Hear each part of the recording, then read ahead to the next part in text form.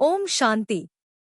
मीठे मीठे रूहानी बच्चों, आज बाप दादा हमें हमारी असली पहचान और हमारी ऊंची तकदीर की याद दिला रहे हैं। बाप कहते हैं, बच्चे, तुम मेरे पास अपनी सोई हुई तकदीर जगाने आए हो। तकदीर जगना अर्थात विश्व का मालिक बनना। बच्चों, कलयुग में हर आत्मा की तकदीर सोई हुई है। आत्मा दुखी है, कमजोर है और अपनी असली पहचान भूल चुकी है। लेकिन जब आत्मा शिव बाबा को पहचानती है और उनकी श्रीमत पर चलती है, तब उसकी तकदीर जाग जाती है। बाप कहते हैं, यह पढ़ाई ही तुम्हारी बुद्धि की सच्ची खुराक है। जैसे शरीर को मजबूत बनाने के लिए भोजन जरूरी है, वैसे ही आत्मा की बुद्धि को शक्तिशाली बनाने के लिए ज्ञान जरूरी है। जो बच्चे रोज मुरली सुनते हैं, ज्ञान का मनन करते हैं, उनकी बुद्धि पत्थर से पारस बन जाती है। शिव बाबा को पारसनाथ कहा जाता है, क्योंकि वह हमें अपने समान पारस बुद्धि बनाते हैं। पहले हमारी बुद्धि देहाभिमान में थी, हम अपने को शरीर समझते थे।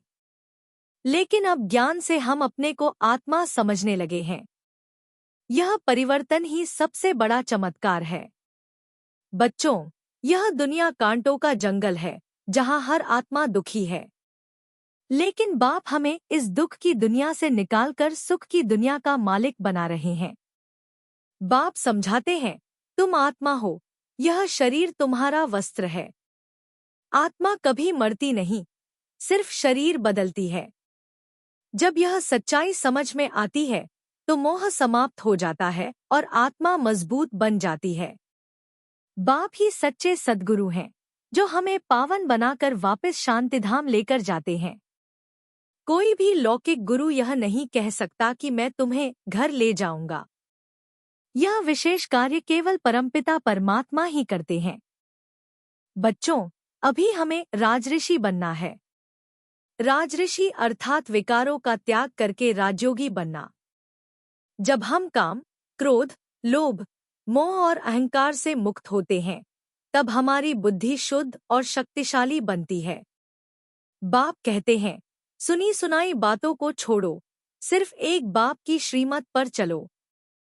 ज्ञान ही वह अमृत है, जो आत्मा को शक्तिशाली बनाता है और ऊंच पद का अधिकारी बनाता है। जो बच्चे ज्ञान का सिमरण करते हैं, वह सदा हर्षित रहते हैं, क्योंकि उन्हें पता है कि उनकी तकदीर जाग चुकी है और उनका भविष्य बहुत ऊंचा है। तो बच्चों, आज हम अपने आप से एक संकल्प करें। हम रोज ज्ञान की खुराक लेंगे। हम अपनी बुद्धि को पारस बुद्धि बनाएंगे और हम अपनी ऊंची तकदीर बनाकर विश्व का मालिक बनेंगे। ओम शांति।